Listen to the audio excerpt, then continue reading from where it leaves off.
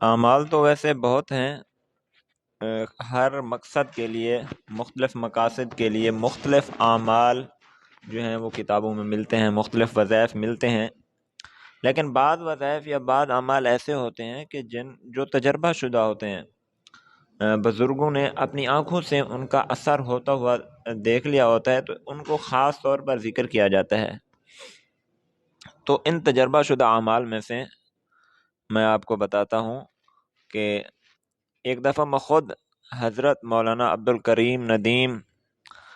دامت برکاتہم العالیہ خان پور والے، ان کی مجلس میں خود میں بیٹھا تھا، تو انہوں نے اپنا ایک تجربہ شدہ واقعہ بیان فرمایا۔ یہ بیماروں کے لیے میں عمل بتا رہا ہوں کہ جن کو ایسی بیماری ہوتی ہے کہ جو ڈاکٹروں کو بھی سمجھ میں نہیں آ رہی ہوتی، اور بار بار اس کا علاج ہوتا ہے، اور وہ اتنا پیچیدہ بیماری ہوتی ہے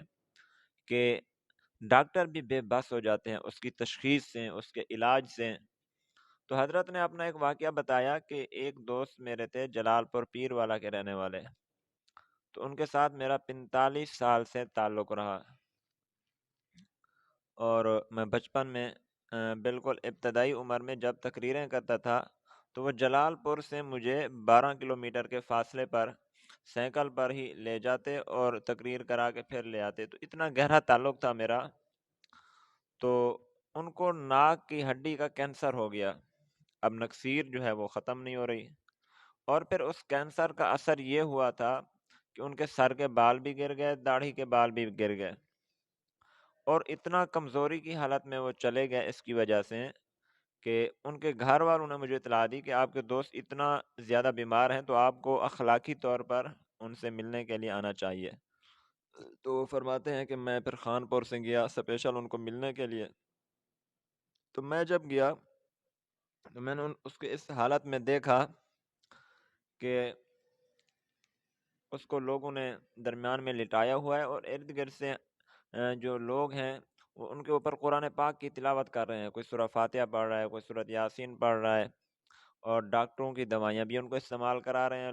ان کے گھر والے، اور ان کی حالت اتنا خوفناک ہو چکی تھی مریض کی کہ حضرت فرماتے ہیں خود جب میں نے اس کو دیکھا تو میرا سر بھی چکرانے لگا، اتنا خوفناک حالت میں مریض جا چکا تھا کہ میرا سر بھی چکرانے لگا، اور میں وہاں ٹھہر نہیں سکا، ان کو ہچکی لگی ہوئی تھی۔ تو اب سمجھ نہیں آتی ہچکی میں، کہ عام آدمی کو تو سمجھ نہیں آتی نا، ڈاکٹر تو سمجھ لیتے ہیں کہ یہ نزا کی حالت میں ہے یا اس کو ہچکی ہے، تو اس طرح کی حالت میں تھا تو خود میرا دل بھی گھبرا گیا اور میں اس جگہ سے ہٹ گیا۔ تو جب میں ہٹا تو ان کے جو سرپرست تھے، والد تھے مریض کے، وہ بتانے لگے کہ آپ چلو ادھر ہمارے پاس نہیں ٹھہر سکتے تو آپ کسی قریبی جگہ میں ٹھہر جائیں، اور ان کا چونکہ موت ہونے والی ہے تو آپ اس کے جنازے میں ضرور شرکت فرمائیں، کیونکہ یہ آپ کا بہت قریبی دوست تھا۔ یعنی اس قدر وہ بیمار ہو گئے تھے کہ لوگ اس کی موت کی اور جنازے کی باتیں کرنے لگے تھے۔ تو حضرت فرماتے ہیں کہ میں خود بھی 2002 میں بہت زیادہ بیمار ہو گیا تھا، تو میں نے پہلے یہ عمل چونکہ اپنے اوپر کیا ہوا تھا، مجھے تجربہ تھا اس کے اثر میں نے دیکھ لیا تھا اپنی آنکھوں سے، تو میں نے وہی عمل جو ہے ان کو بھی کرایا۔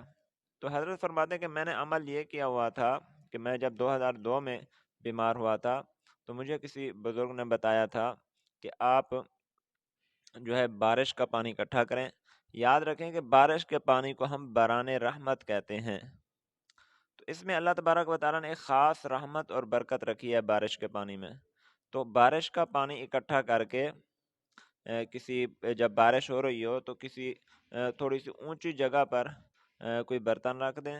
اور اونچی جگہ پر اس لیے کہ تاکہ بارش جب ہو رہی ہو تو نیچے زمین سے جو بارش کے قطرات گریں تو ان کے پھر نیچے سے قطرے اٹھ کر دوبارہ اس برتن میں نہ آئیں، تو اس لیے تھوڑا سا اونچی جگہ پر جیسے کرسی ہوتی ہے اس کے اوپر رکھ دیں برتن، تو اس میں پانی جمع ہو جائے گا۔ تو پانی جمع کر کے بارش کا، تو پھر اس بارش کے جمع شدہ پانی پر 70 دفعہ سورہ فاتحہ پڑھنی ہے، 70 دفعہ جو ہے آیت الکرسی پڑھنی ہے، 70 دفعہ سورۃ قل هو اللہ احد پڑھنی ہے، 70 دفعہ جو ہے سورۃ قل اعوذ برب الفلق پڑھنی ہے اور 70 دفعہ سورۃ الناس پڑھنی ہے. یعنی یہ 5 چیزیں ہیں اور پانچوں چیزیں 70 دفعہ پڑھنی ہے. یعنی 70 دفعہ سورہ فاتحہ، 70 دفعہ آیت الکرسی، 70 دفعہ قل هو اللہ احد، 70 دفعہ سورۃ فلق، اور 70 دفعہ سورۃ الناس. اور اس کے پڑھنے کے بھی دو طریقے ہیں. پہلا طریقہ یہ ہے کہ 70 دفعہ ایک ہی آدمی پڑھ لے اور بارش کے پانی پر دم کر لے، یہ طریقہ بھی صحیح ہے. اور دوسرا طریقہ یہ ہے کہ مختلف لوگ اس کو پڑھیں،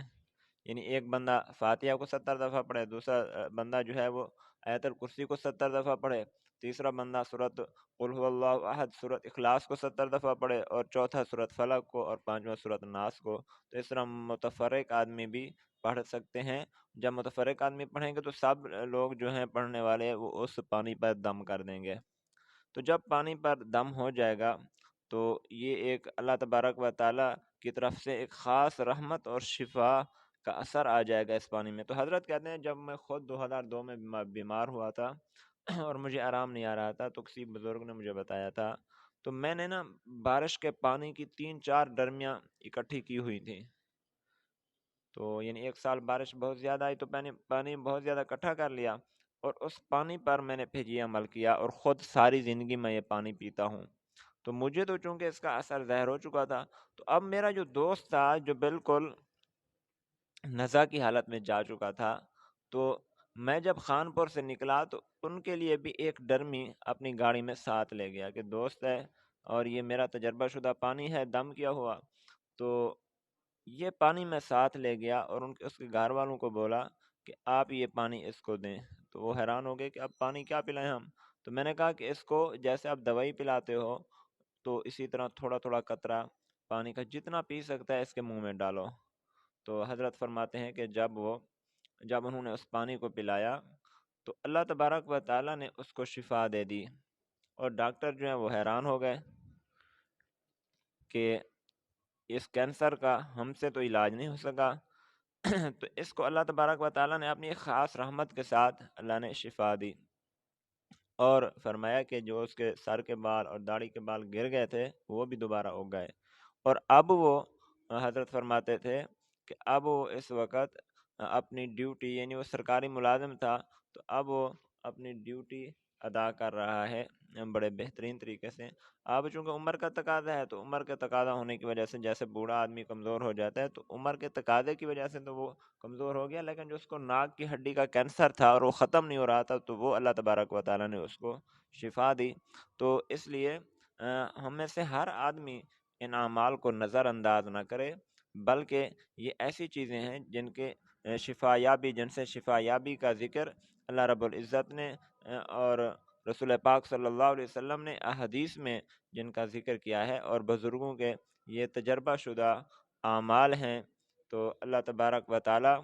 ہمیں ان اعمال کی پابندی کرنے کی توفیق نصیب فرمائے. اب ان میں سے میں ہر چیز کو اگر علیحدہ بیان کرنے لگ جاؤں تو پھر یہ وقت نہیں. یعنی سورہ فاتحہ کے کیا فضائل ہیں، آپ صلی اللہ علیہ وسلم کا کتنا اس پر معمول تھا،